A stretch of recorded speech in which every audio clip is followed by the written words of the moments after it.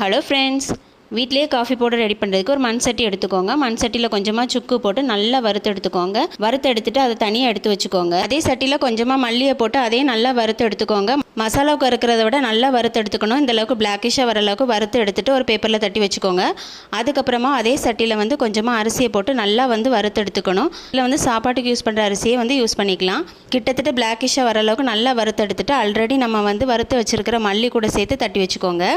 இது எல்லாமே நல்லா ஆறுனதுக்கு அப்புறமா அதை நம்ம அரைக்க போகிறோம். அரைக்கிறதுக்கு முன்னாடி சுக்கை கொஞ்சம் தட்டி வச்சுட்டு தான் நம்ம அரைக்க போகிறோம்.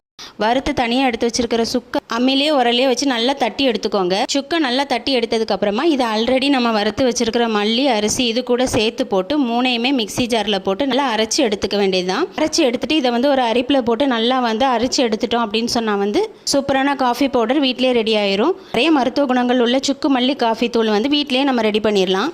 வீடியோ பிடிச்சிருந்தா லைக் பண்ணுங்கள்.